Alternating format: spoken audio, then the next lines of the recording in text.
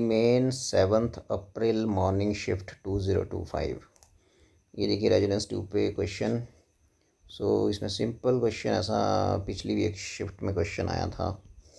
Resonance tube closed at one end, 2 consecutive resonances were obtained. एक length 120 centimeter पे और दूसरी जो रेजोनेंस मिली आपको वो मिली 200 सेंटीमीटर पे। वेलोसिटी ऑफ साउंड इतना दिया है, फ्रीक्वेंसी भी निकालनी है आपने सिंपल।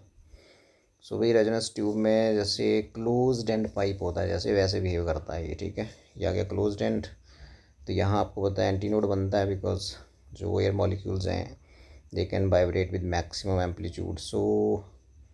यदि इसका हम डायग्राम ऐसे एंटी नोड बनेगा तो फिर इसमें यहाँ पे पहला रेजोनेंस आया और फिर यहाँ पे आपका दूसरा आ गया जी, ठीक है जी। तो first resonance is obtained at L1 is equal to 120 centimetre. Means ये जो दिया हुआ है यहाँ पे, ये दिया हुआ आपको 120 सेंटीमीटर, ठीक है। और जो दूसरा दिया हुआ आपको ये यहाँ आया दूसरी रेजोनेंस पोजीशन यहाँ पे आई और नीचे वाटर है, ठीक है। आपको पता है यहाँ बनेगा एंटी नोड, यहाँ बनेगा नोड और यहाँ भी नोड। ये जो टोटल दूसरा जो है वो 200 सेंटीमीटर पे। यहाँ से यहाँ तक ये है 200 सेंटीमीटर। ये वाला डिस्टेंस कितना बचेगा, 180 minus 200 minus 120 and that will be 80 centimetre. ये आ गया आपका 80 सेंटीमीटर। दो नोड्स के बीच का distance, you know that lambda by 2। Lambda is wavelength, lambda by 2 is simply 80 centimetre, ठीक है। लैम्डा यहाँ से निकाल लीजिए। Lambda is equal to 2 into 80। यहाँ से ये आ गया आपके पास 160 सेंटीमीटर को मीटर में कन्वर्ट कर दीजिए। ये आ गया 10⁻² मीटर। ये होगा वेवलेंथ। और वो पता फ्रीक्वेंसी रहता है वेलोसिटी अपॉन वेवलेंथ। वेलोसिटी यहाँ गिवन है 340 साउंड की एंड लैम्डा इज़ 160 इंटू 10⁻²। ये आ जाएगा 0 से 0 कैंसिल हो गया और 2 से इसको काट दीजिए। ये आ गया 17।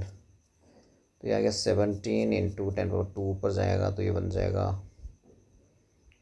100। इसको पहले लिख दीजिए 100। ये वाला 10⁻² ऊपर गया ना, 10⁻² बन गया मीन्स 100 और आगे 17 और नीचे बचेगा 8, ठीक है। ये पूछ रहा है कि फ्रीक्वेंसी यदि 100/8 इंटू अल्फ़ा है, 100/8 तो आ चुका है, तो इन प्लेस ऑफ अल्फ़ा क्या है 17। तो यहाँ 17 आंसर होगा इसका भी, ठीक है। फ्रीक्वेंसी आ जाएगी हर्ट्ज़ में या पर सेकेंड में। आज वेरी सिंपल क्वेश्चन, इसको देख लेते हैं। यहाँ पे देखिए बड़े ध्यान से, ही क्वांटिटी दी है, इसका डायमेंशनल फार्मूला पूछ रहा है। तो है सिंपल, ये कुछ नहीं है इसमें। और देखो ना यहाँ पे एप्सिलॉन नॉट है, म्यू नॉट है, तो इसको म्यू नॉट बनाने की कोशिश करिए। तो वैसे मैं बना सकता हूँ। देखो आपने ये प्रॉपर्टी पढ़ी है कि ये वाली प्रॉपर्टी EM वेव्स का आपने पढ़ा है कि ये जो होता है वो बेसिकली C होता है वेलोसिटी, ठीक है। यदि मैं इसको दोनों तरफ स्क्वायर कर देता हूँ तो आ जाएगा, देखो 1/μ0 epsilon nought is equal to C², ठीक है। यहाँ से यदि मैं μ0 की वैल्यू पुट करूँ या एप्सिलॉन नॉट की वैल्यू पुट कर दो तो एप्सिलॉन नॉट आ जाएगा यहाँ से, एप्सिलॉन नॉट यहाँ चला जाएगा, C² नीचे आ जाएगा। एप्सिलॉन नॉट की वैल्यू हो जाएगी 1/μ0 C², where C is velocity of light और EM वेव, ठीक है। एप्सिलॉन नॉट को आप इससे रिप्लेस कर दीजिए यहाँ पे, तो मेरे पास बन जाएगा 2b² μ0 अपॉन एप्सिलॉन नॉट की जगह लिखेंगे 1/μ0 C², ठीक है जी। ये आपके पास बन जाएगा 2b² μ0 ऊपर चला गया, एक μ0 ऊपर पहले ही आई, ऊपर चला जाएगा, बन गया स्क्वायर और ऊपर C²।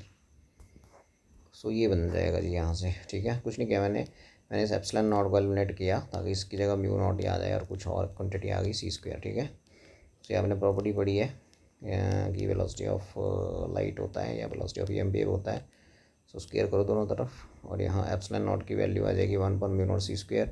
यहाँ उसको पुट कर दीजिए, μ0c² ऊपर चला जाएगा और μ0 एक ऊपर पहले ही है तो μ0² हो जाएगा। हाँ आप इसको कर सकते हो।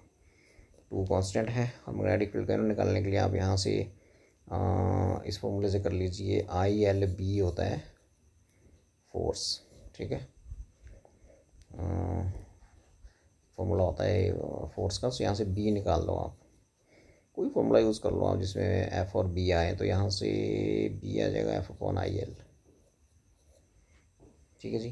तो यहाँ से F आ गया आपका mLt-2, I आ गया एम्पियर और L आ गया ये लेंथ, ठीक है जी। सो L से L कैंसिल हो गया, तो बन गया mt-2 पर एम्पियर। ये बनेंगे आपकी मैग्नेटिक फील्ड B के यूनिट, ये वाले, ठीक है। mLt-2 एम्पियर लेंथ, ठीक है, लेंथ से लेंथ कैंसिल, mt-2 a-1।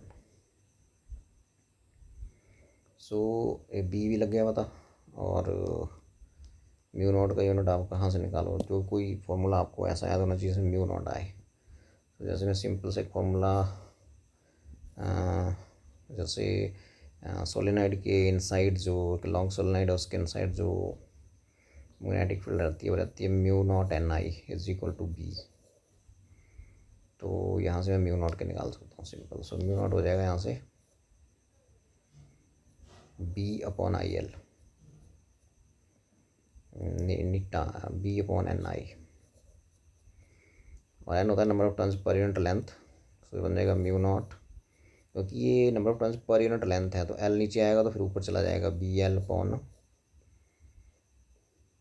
बचा यहाँ पे, ठीक है। तो ये बन गया आपका यहाँ प्रोपोर्शनल ले लो इसको, कुछ नहीं किया because number of turns per unit length है उसका यूनिट बनेगा पर मीटर, मीन 1/L ऊपर आ गया, ठीक है। आप इसका यूनिट लिख दीजिए।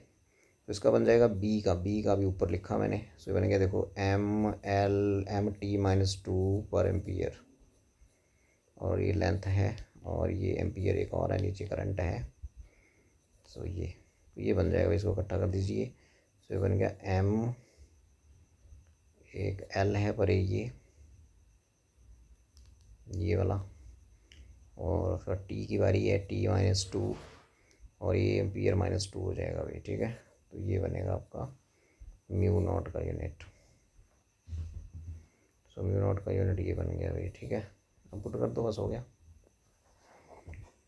सो B का ये और इसका ये दोबारा चेक कर लेते हैं। B/Ni BL/I बिल्कुल ठीक। B का भी निकाला था mt-2 पर एम्पियर और L, और नीचे A पर -2 हो जाएगा mLt-2 और एम्पियर -2, ठीक है। और यहाँ पुट कर देते हैं अब इसको, ठीक है। यहाँ पे 2 तो कॉन्स्टेंट है, सो B², इसको स्क्वायर के साथ भरिए। सो यहाँ m की पावर 1 है तो जाएगी m की power 2,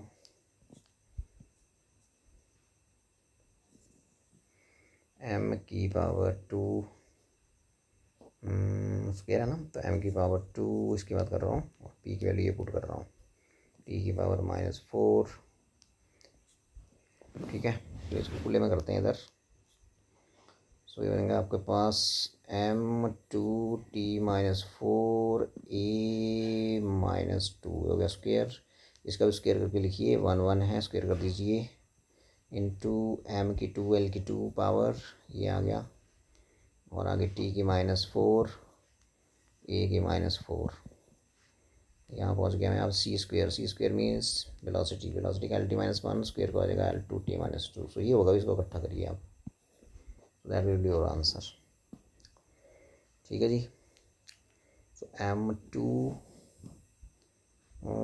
L2t-4 a-4 L² t करिए भी m की पावर इकट्ठी। सो m यहाँ देखिए 2 है, यहाँ भी 2 है, तो बन गया m की पावर 4। अब है L की बारी, L की पावर यहाँ पे चेक करिए 2 और यहाँ फिर 2 मीन्स 4। अब T की बारी है, T यहाँ -4 है, यहाँ -4 है और यहाँ -10 हो जाएगा ये, ठीक है जी। अब A की बारी है, ये -2 और ये -4, A के बाद -6। सो ये डायमेंशनल फॉर्मूला आएगा इस दी हुई क्वांटिटी का। ये क्वांटिटी गिवन थी और ये सेकंड ऑप्शन इज़ करेक्ट। आज वेरी सिंपल। ठीक है जी। सो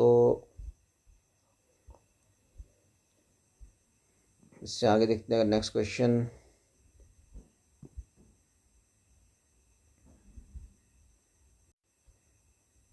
सो नेक्स्ट क्वेश्चन देखते हैं, ये है नेक्स्ट क्वेश्चन, और यहाँ से आप इसको देख लीजिए। वेरिएबल फोर्स दिया जा रहा है, force is varying the time, और वेक्टर फॉर्म में दिया जा रहा है आई कैप और यहाँ जे कैप है। पार्टिकल पे एक्ट हो रहा है जिसका मास 1 kg है, ठीक है, मास लिखा है, which is at rest at t is equal to 0, ठीक है। Find the power supplied as a function of time, p is equal to f dot v, simple है, लेकिन v निकालना पड़ेगा पहले, है ना। सो न्यूटन सेकंड लॉ लगा दीजिए, D P upon D T होता है आपका एफ, ठीक है, और यहाँ से आ गया आपका d p is equal to f d t, ठीक है जी। और यहाँ से आ गया आपका, क्योंकि डी पी क्या हो जाएगा, m d v, mass constant हो जाएगा एफ डी टी, ठीक है जी। तो यहाँ से आपका वो डी वी आ रहा है, तो डी वी हो जाएगा, यहाँ से एम चला जाएगा नीचे, तो 1/m F d T, integration कर दीजिए, ये आ गया, ये आ गया वी, पहुँच गया मैं वी पे। सो एम की वैल्यू वैसे 1 kg है, तो ये 1 नहीं बचेगा इधर, ठीक है भाई। और एफ़ की वैल्यू पुट करिए 2ti cap plus 3t square J cap, ठीक है जी। एफ़ की वैल्यू पुट कर दी, और यदि वेक्टर्स लेने हैं तो वेक्टर ले लीजिए, इसको कोई प्रॉब्लम नहीं है, वेक्टर लगा दीजिए इनके ऊपर, कोई वेलोसिटी आ जाएगी आपकी, ठीक है जी। सो यहाँ आगे डी टी है, तो इसको सॉल्व कर लीजिए, सिंपल, टी वेरिएबल है यहाँ पे। सो वेलोसिटी आ जाएगी आपकी, देखो इंटीग्रेट करेंगे टी को, 2 कांस्टेंट है, चल जाएगा 2 कांस्टेंट आ गया, और ये टी की इंटीग्रेशन क्या होगी, n t raise to power 2/2, और आ गया आई कैप है, लिख दीजिए, प्लस टी स्क्वेयर की इंटीग्रेशन क्या होगी, टी क्यूब अपॉन 3, लेकिन यहाँ 3 एक पहले भी है तो 3 ये आ गया, ठीक है जी। और आगे कौन है, जे कैप, सो ये आ गया। सो यहाँ से यदि मैं इसको सॉल्व करूँ तो ये आ गया, देखो कट गया, ये 3 से 3 कट गया, तो वेलोसिटी आ जाएगी आपके पास टी स्क्वेयर आई कैप, ठीक है जी, टी स्क्वेयर आई कैप और प्लस टी क्यूब जे कैप, ये आ जाएगी वेलोसिटी वेक्टर फॉर्म में, ठीक है। अब आप इसको देखिए, पावर पूछा है कि find the power supplied as a function of time, so power रहता है एफ डॉट वी। अब एफ देख लीजिए क्या है, ध्यान से देखिए। अब ए डॉट बी क्या होता है आपका, ए एक्स बी एक्स प्लस ए वाई बी वाई प्लस ए जेड बी जेड। तो पहले आप एक्स वाला यहाँ देखिए क्या एफ में, ये है 2t, और यहाँ कितना है देखो टी स्क्वेयर, मल्टीप्लाई हो जाएंगे, ए एक्स बी एक्स, ए एक्स की जगह कितना था 2t, ये बोलते हैं एफ एक्स, और यहाँ है वी एक्स, तो इन दोनों को मल्टीप्लाई कर देंगे, 2t, यहाँ आई का कोफिशिएंट 2t है, और यहाँ आई का कोफिशिएंट टी स्क्वेयर है, आई कैप का 2t, और यहाँ आई कैप का टी स्क्वेयर, को multiply 2t into T square I cap, यदि मैग्नीट्यूड में ही लिखना है तो यस मैग्नीट्यूड ही चाहिए, तो मैग्नीट्यूड ही लिख रहे हैं हम। ये हो गया f x, this is v x plus f y is 3t square and v y is t cube, तो आ जाएगा आपका आंसर, ये बन गया 2t क्यूब, ये वाला प्लस ये टी है प्लस 2 प्लस 3t5, ये आएगा answer, 2t cube plus 3t5 ये। तो ये था सिंपल, ये जो क्वेश्चन था आपका, ये था आपका सिंपली न्यूटन सेकंड लॉ। उसके बाद आपको पता ना चाहिए कि जो पावर होती है that is the dot product of force and velocity. So ऐसा ही क्वेश्चन जो आपको अभी सामने दिख रहा है, ऐसा ही क्वेश्चन एक और शिफ्ट में आया था विद जेनर डायोड पे, ठीक है। तो इसमें कुछ भी नहीं है, इसमें सिंपल है कि करना कैसे है, ये देखिए अब आप। सो इसमें देख लेते हैं, करंट निकालना है, इस अमीटर में कितना करंट फ्लो करेगा, ठीक है। और बोल रहा है कि जो रीडिंग है वोल्टमीटर की, यहाँ ये 4 वोल्ट है, ये 4 वोल्ट, इसको हम बोल सकते हैं कि पैरेलल में है, तो इसका मतलब होगी 4 वोल्ट जीनर ब्रेकडाउन वोल्टेज है ये 4 वोल्ट, ठीक है। तो यदि हम आगे बढ़ते हैं तो करंट निकालना है अमीटर में, तो पहले हम ऐसा करते हैं कि जो वोल्टेज यहाँ से 12 वोल्ट का बैटरी है, ये दोनों सीरीज़ में है है ना। दोनों यदि सीरीज़ में है तो 4 वोल्ट यहाँ चला गया, सीरीज़ में पोटेंशियल डिफरेंस डिवाइड हो जाता है, तो 4 यहाँ चला गया तो यहाँ बचा 8 वोल्ट। यहाँ पोटेंशियल डिफरेंस 8 वोल्ट है और यहाँ 4 हो गया 12। ठीक है जी। अब क्वेश्चन इज को मैं आई बोलता हूँ करंट को।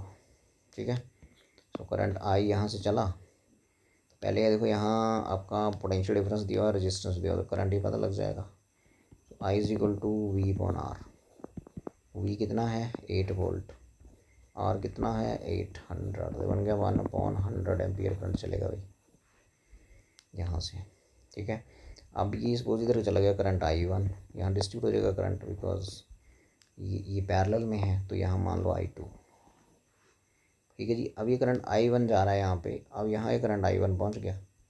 ठीक है, और ये दोनों पैरेलल में लगे हुए, बिकॉज वोल्ट मीटर पैरेलल में लगा ना इधर देखो ये। सो जितना पोटेंशियल डिफरेंस यहाँ है उतना पोटेंशियल डिफरेंस यहाँ आ जाएगा 4 वोल्ट। ठीक है, सो यहाँ फिर करंट निकाल लीजिए, और इधर मैंने करंट बोला कितना भेजा है करंट I1। I1 हो जाएगा पोटेंशियल डिफरेंस 4 वोल्ट अपॉन ये रेजिस्टेंस 400, ये फिर आपका 1/100 ही आ गया। इसका मतलब ये सारा का सारा करंट इधर ही फ्लो कर जाएगा इसी रेजिस्टेंस में, यहाँ करंट नहीं जाएगा भाई जीना डायोड में, ज़ीरो। ठीक है, तो यही पूछा था। और एम्पियर का मिली एम्पियर बनाना है तो 10³ से मल्टीप्लाई करना है, बन जाएगा मिली एम्पियर। ठीक है, तो यह आ गया 1000/100 हो गया 10⁻², तो यह आ गया 10 मिली एम्पियर। तो ये था, इसमें सिंपल था, कुछ नहीं है। वोल्टेज दो हिस्सों में डिवाइड होगी, बिकॉज यहाँ जीरो ब्रेकडाउन वोल्टेज दिया हुआ है, जो वोल्ट मीटर यहाँ लगाया है उसने कितना रीड किया 4 वोल्ट। सो यहाँ 4 वोल्ट और यहाँ कितना बचा 8 वोल्ट। 8 वोल्ट यहाँ 800 ओम रेजिस्टेंस है, तो करंट पता लग गया ओम्स लॉ से। तो ये करंट यहाँ चला डिस्ट्रीब्यूट हो जाएगा दो हिस्सों में। ठीक है, इधर सपोज I1 गया, तो जैसे इधर I1 गया तो पोटेंशियल डिफरेंस हमें पता था इधर 4 वोल्ट है, और रेजिस्टेंस यहाँ कितना लगा है 400 ओम। तो ये I1 सिंपली ओम्स लॉ से फिर पता कर लिया V अपॉन R, तो ये आ गया। और ये करंट सारा का सारा जो करंट यहाँ से एंटर हुआ वो I1 ही बन गया, I2 ज़ीरो है भाई।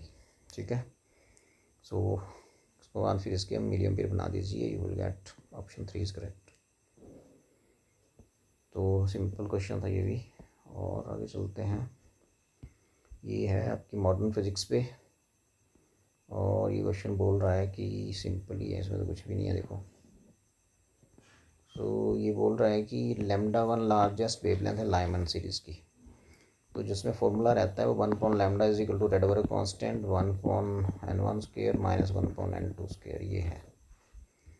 अब लाइमन सीरीज़ में उसको आना होता है फर्स्ट ऑर्बिट पे, तो n1 हो गया और वेवलेंथ दिया λ1, so इसको लिख दो 1/λ1 is equal to r। First पे आना है तो बन गया 1 का स्क्वायर, और largest wavelength means minimum frequency. Minimum frequency के लिए नियरेस्ट ऑर्बिट से जंप होगा, तो 1 की नियरेस्ट कौन होता है 2, तो n की वैल्यू हो जाएगी 2। ठीक है, फ्रीक्वेंसी यदि ज़्यादा होगी हाईएस्ट होगी तो फ्रीक्वेंसी यदि बहुत कम होगी तो वेवलेंथ क्या होगी ज़्यादा होगी। लार्जेस्ट वेवलेंथ पूछ रहा है, बिकॉज फ्रीक्वेंसी और वेवलेंथ एक दूसरे के इन्वर्सली होते हैं। यदि ये लार्जेस्ट है तो ये क्या होगी स्मॉलेस्ट, तो स्मॉलेस्ट फ्रीक्वेंसी के लिए नियरेस्ट ऑर्बिट से जंप होना होता है, तभी वो स्मॉलेस्ट फ्रीक्वेंसी की जो स्पेक्ट्रल लाइन है वो मीट होगी। फ्रीक्वेंसी स्मॉलेस्ट है तो दूसरे शब्दों में इसको बोल सकते हैं वेवलेंथ लार्जेस्ट है। तो नियरेस्ट से जंप होगा तो 1 पे आना है, तो नियरेस्ट कहाँ से आ सकता है 2 से, ये आ गया। अब आप देखो कि दूसरे केस में वो बाल्मर सीरीज़ की बात कर रहा है, तो बाल्मर में सेकेंड ऑर्बिट पे आना होता है, उसमें फर्स्ट का कोई मीनिंग नहीं, और वेवलेंथ रेडिएशन जो एमिट हो रहा है उसका λ2 है, तो वही इसमें आना है दूसरे पे, तो ये आ गया n12। और नियरेस्ट से आना है तभी होगा स्मॉलेस्ट फ्रीक्वेंसी, तो 3², ये आ गया। ठीक है, तो इन दोनों को डिवाइड कर दो, तो पूछा है λ1/λ2।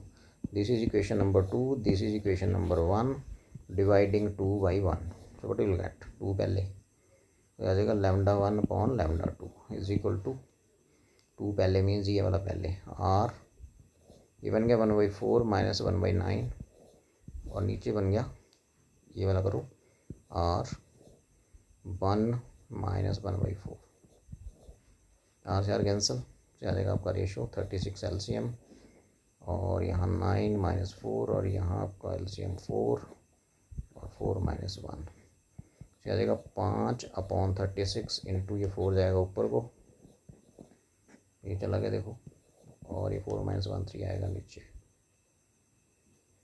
तो ये आ गया 9 और 5/27।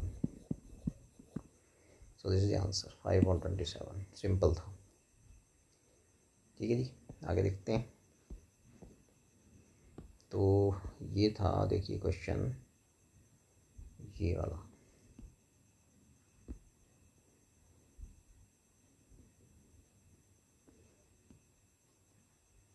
ठीक है जी। सो इसमें आप देखो तो 2 particles A and be projected from A point on ground, same speed से प्रोजेक्ट किया और एंगल्स दिए, एक 45 डिग्री प्लस थीटा और दूसरा है 45 degree minus theta. Times of flight, एक का टी है या दूसरे का टी वी है। तो टाइम ऑफ फ्लाइट होता है 2u, प्रोजेक्टाइल के केस में जो ग्राउंड से फायर किया ये होता है ना। तो यहाँ से देख रहे हो आपकी 2t directly proportional to sine theta. तो टी ए पहले पार्टिकल के लिए हो जाएगा t a directly proportional to sine theta की वैल्यू पहले के लिए 45 प्लस थीटा। ठीक है जी, और दूसरे के लिए है टी वी और डिवाइड कर दो, डिवीजन पूछा है ना, रेशियो पूछा है। तो दूसरे के लिए प्रोपोर्शनलिटी कैंसिल हो जाएगी, इक्वल टू बचेगा फिर sine 45 second angle minus theta. जी, अब इसमें simply trigonometric sine A plus B लगा दीजिए and will get your answer. तो ये आ जाएगा, देखो साइन ए प्लस बी क्या होता है, sign A cos B plus cos A sine B, और नीचे वाले में हम माइनस हो जाएगा, बाकी सेम। तो ये आगे देखिए कॉस 45 साइन थीटा। तो साइन 45 रहता है आपका 1/√2 और ये भी रहता है 1/√2। तो ये बन जाएगा 1/√2, 1/√2 कॉमन आ जाएगा। तो आपके पास बचेगा ये cos theta upon √2 minus sine theta, और ये भी होता है √2 अपॉन, तो ये आ गया। और ये बन जाएगा इधर वैसे ही √2। तो यहाँ से यदि मैं इसको बिल्कुल वैसे लिखना है, कॉस थीटा साइन ए माइनस बी साइन ए कॉस बी। ठीक है, सो यहाँ से आपका कॉस थीटा अपॉन √2, यहाँ प्लस था ऊपर और नीचे क्या है, ये माइनस है साइन थीटा और कॉस 45 फिर 1/√2 से आ गया। सो जी यहाँ से फिर ये √2 नीचे कॉमन आ जाएगा, तो आपके पास ये √2 को कैंसिल हो जाएगा, ये √2 कॉमन आके इस √2 से कैंसिल हो जाएगा। तो आपके पास बचेगा ये और ये नीचे। तो आपके पास बच रहा है, देखो cos theta plus sine theta upon cos theta minus sine theta, ये बचेगा। तो यहाँ से आप कुछ नहीं करिए, आंसर देखिए 10 में आंसर है। तो ऐसा करिए कॉस से इसको डिवाइड कर दे, हर टर्म को कॉस से डिवाइड कर दो ऊपर नीचे। कॉस अपॉन कॉस हो गया 1, साइन अपॉन कॉस हो गया 10, और नीचे देखो cos upon cos 1 minus sine upon cos 10। सो ये आ जाएगा रेशियो आपका। So option 1 is correct. Was very simple, trigonometry का फॉर्मूला लगना था और कुछ नहीं था। सो और देखते हैं छोटा सा क्वेश्चन।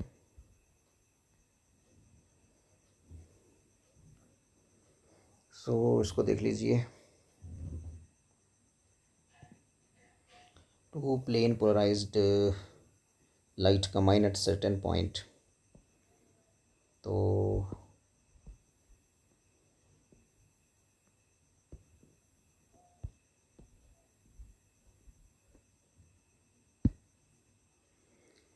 ये है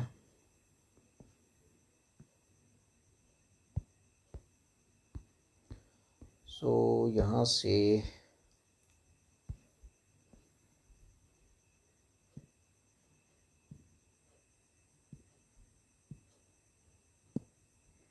इस क्वेश्चन की बात कर रहे हैं हम, ये वाला इसको देख रहे हैं हम, इसको ये। सो इसको शुरू करते हैं और इसको पढ़िए आप। हाँ देखिए भी इसमें two plane polarised light combine at certain point whose electric field components are E1 दिया हुआ E2 दिया। ओके, E2 लीड कर रहा है बाई एंगल π/2। मतलब यदि E1 ऐसे है तो π/3 में 60 डिग्री ऐसे, ये E2 है और विच एंगल 60 डिग्री है। ठीक है, तो ये 60 डिग्री का एंगल है। सो पूछ रहा था amplitude of electric field of resultant wave. अब इसका E1 का एम्पलीट्यूड E0 है और इसका कितना है E0 है, ठीक है। तो एम्पलीट्यूड हम ले लेते हैं, अब एम्पलीट्यूड की टर्म में बात करते हैं। तो ये आ गया, तो अब इन दोनों का जो रिजल्टेंट होगा वो ये आएगा, इसको मैं E बोल देता हूँ। तो E क्या होगा, यहाँ से पैरेललोग्राम लॉ लगा लीजिए, सिंपल बन गई पैरेललोग्राम।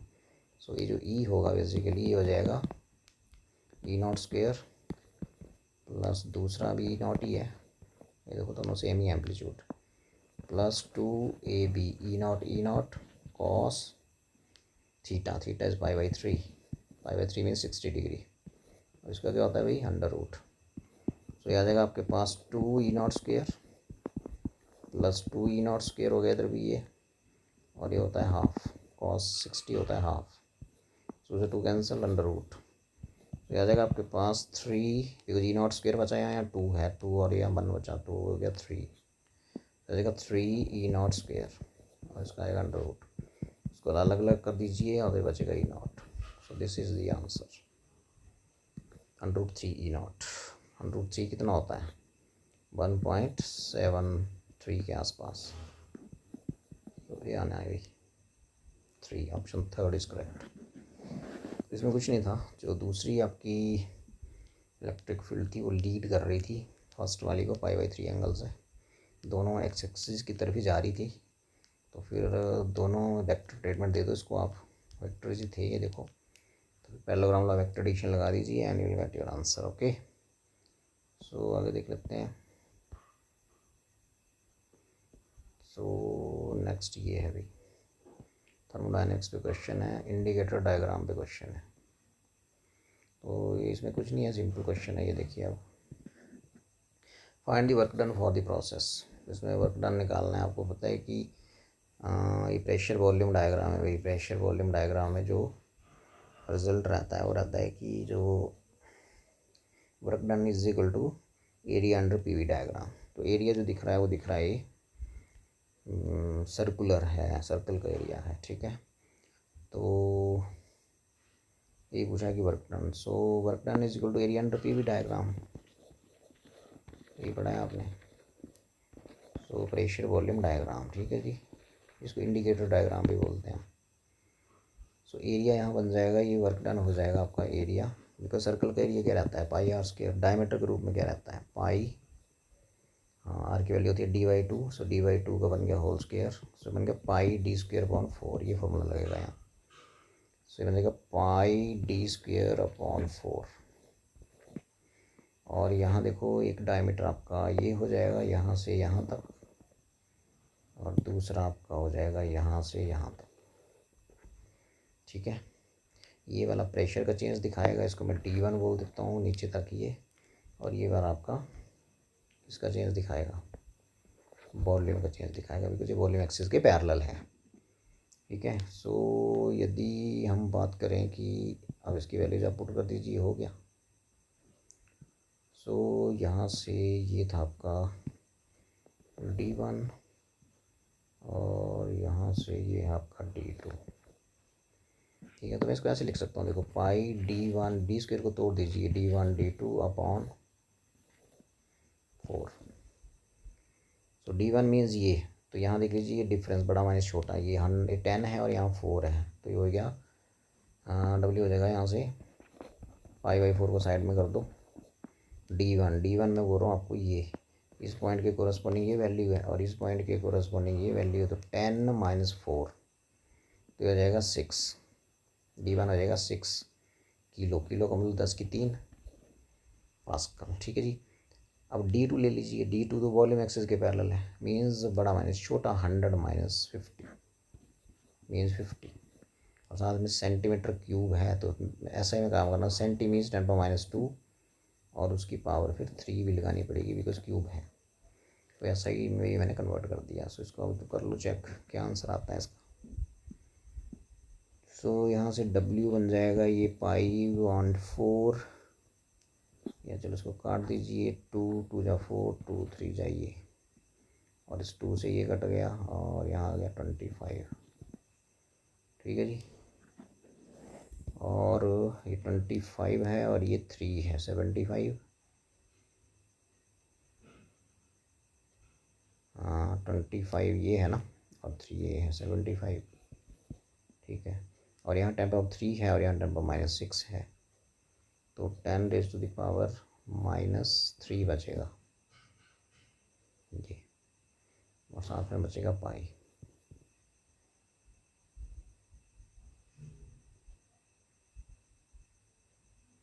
ठीक है, तो ये बनेगा 3π/40, ठीक है। तो ये देख लीजिए 75, और ये पाई इधर रख देते हैं, 10⁻³ का मतलब नीचे जाके 1000 हो गया, 25 का पड़ा पढ़ दीजिए, तो ये बन गया 3/40, और ऊपर पाई भी है, जूल। ऐसा सिस्टम मैंने कन्वर्ट किया था यहाँ पे, तो इतना वर्क होगा इस साइक्लिक प्रोसेस में, ठीक है भाई। फिर देख लो, ये डी को मैंने तोड़ दिया, ये वाला D1 प्रेशर का चेंज दिखा रहा है, और ये वाला D2 वॉल्यूम का चेंज दिखा रहा है।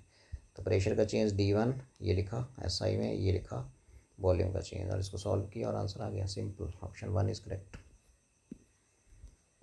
सो ये भी सिंपल क्वेश्चन था। ये है, देखो आप, ये मिल जाएगा आपको यंग्स मॉडुलस ऑफ इलास्टिसिटी पे। तो उसका फॉर्मूला रहता है FL/A डेल्टा L, सिंपल। ये होता है यंग्स मॉडुलस ऑफ इलास्टिसिटी, ठीक है जी। इसमें आपने ये देखना है कि मटेरियल सेम है तो बाई सेम हो जाएगा, मटेरियल रॉड्स का सेम है, देखो। तो जो जो चीज़ें सेम हो जाएंगी मैं उनको सर्कल कर देता हूँ। ये देखो, सेम फोर्स लगाना है, फोर्स सेम, ये सेम वर्ड यहाँ जरूर है, सेम फोर्स अप्लाइड रॉड यहाँ सेम, ठीक है। हाँ लिखा है सेम ही है जो लिखा है यहाँ पे, ठीक है। सो यहाँ से फिर एफ भी सेम हो गया, ठीक है जी। तो एफ भी सेम हो गया, पूछा गया है रेशियो लेंस का दिया हुआ मीन्स ये एल, और डायमीटर का रेशियो दिया हुआ मीन्स ये एरिया को हम तोड़ देते हैं यहाँ पे। सो यह जगह देखो, अब यहाँ देखो ना क्या बचा, बाई और एफ तो कांस्टेंट हो गए थे, आपके पास बचा एल, ठीक है। या इसको उलट कर दो, ठीक है, उलट कर देते हैं। सो ये बचा A डेल्टा L/L बचा कांस्टेंट, ठीक है जी। और जो डाटा दिया एरिया वायर का, क्रॉस सेक्शन एरिया, ये वाला एरिया, ये क्रॉस सेक्शन, यदि डायमीटर इसका डायमीटर रेशियो दिया है ना, यहाँ पे चेक करो, यस डायमीटर यदि D है तो मैंने बताया कि एरिया क्या होगा सर्कुलर क्रॉस सेक्शन का, πd²/4 ये होगा। तो πd² मीन्स पाई फिर कांस्टेंट, 4 फिर कांस्टेंट, तो यहाँ सिर्फ d² ही रह गया, तो बन गया d² delta L/L is equal to constant. और बढ़ो आगे, पूछा क्या है, रेशियो ऑफ एलोंगेशन पूछा, एलोंगेशन का मतलब डेल्टा L। सो डेल्टा L पूछा जा रहा है, तो डेल्टा L निकाल ही लो यहाँ से पहले। तो डेल्टा L यहाँ से क्या हो जाएगा, देखो ये L चला गया इधर को और d² आ गया नीचे, ये बस इसका 1/2 बना दो। सो यहाँ से फिर ये हो गया आपका डेल्टा L1 ये हो गया, और डेल्टा L2 क्या हो जाएगा, L2/D2 का होल स्क्वायर, और रेशियो ले लो, हो गया। तो इन दोनों को डिवाइड कर दो, तो हो गया डेल्टा L1/डेल्टा L2 is equal to L1/D1² divided by ये वाली चीज़ L2/D2 whole square is equal to L1, हाँ यहाँ मल्टीप्लाई हो जाएगा, तो D2² ऊपर आ जाएगा, और L1² जो है वो नीचे आ जाएगा, ये D2 ऊपर आ जाएगा, L2 नीचे आ जाएगा ये, और D1² यहाँ नीचे है ही, तो ये होल स्क्वायर हो जाएगा, यहीं कर देते हैं यहाँ से। तो ये बन गया जी आपको करने के लिए। अब L1/L2 का रेशियो कितना है, ये देखो, लेंस का रेशियो है 1:3, इसका 1/3, और डायमीटर रेशियो है 2:1, तो 2, हाँ बिकॉज D2 है ऊपर ना, तो 2:1 मीन्स 2 नीचे 1 ऊपर, 2 नीचे है ना। सो ये आ गया आपका स्क्वायर, ठीक है जी। सो इसको सॉल्व कर दीजिए, देखो कितना आता है। सो ये आ गया आपका 1/3 इंटू 1/4 इज इक्वल टू 1/12, सो 1:12। तो ऐसे करना, सिंपल फॉर्मूला बेस्ड क्वेश्चन, ऐसा टफ कुछ भी नहीं है। और आगे देख लेते हैं, एक और है ये ऑप्टिक्स पे, ये आया था आपका 7 अप्रैल मॉर्निंग शिफ्ट के क्वेश्चन हैं। 2 कन्वेक्स लेंसेज दिए हुए अभी 10 सेंटीमीटर दूर है, principal axis lenses common, find equivalent power. तो पहले आपको पता होना चाहिए कि जब ऐसा सिचुएशन है तो पहले लेंस का फोकल लेंथ, दूसरे लेंस का फोकल लेंथ, ऐसे करके -D/F1 F2 ये फॉर्मूला रहता है अभी। तो पहले पुट कर दीजिए, पहले फोकल लेंथ निकाल लेते हैं इसकी, इक्विवेलेंट पावर क्या होगी फिर, 1/f तो होता है, ये आ गया पावर, पावर का ही हो गया ये। सो यहाँ से देखिए ज़रा 1/f1,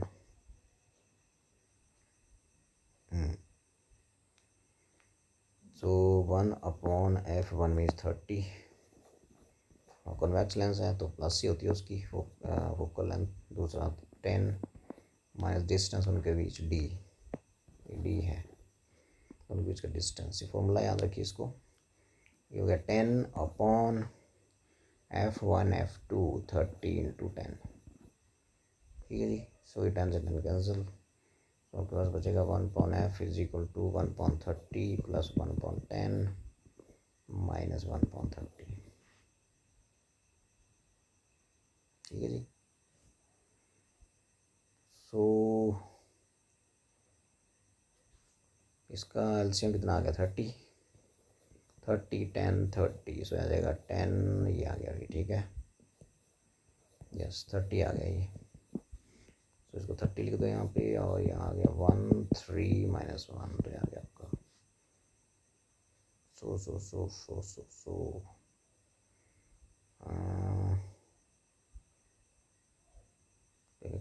5 6 100 सेंटीमीटर में बात हो रही है, ठीक है। तो ये आ गया आपके पास 1/f इज इक्वल टू आ जाएगा 3 1 4, 1 6 कैंसिल, 3 1 10 आ गया, ठीक है। सो पावर क्या होता है, जब ये सेंटीमीटर में आंसर आ रहा है ना, 1/f निकाल रहे हो आप, सो f कितना आ गया यहाँ से 10 सेंटीमीटर। अब जब जब फोकल लेंथ सेंटीमीटर में होगा तो पावर का फॉर्मूला रहता है 100/f, और आगे आएगा डायोप्टर। f की वैल्यू कर दीजिए 10, सो बन गया 100/10, और आगे डायोप्टर, तो बन गया 10 diopter. So option B is correct, very simple question. So यही था भी, ओके।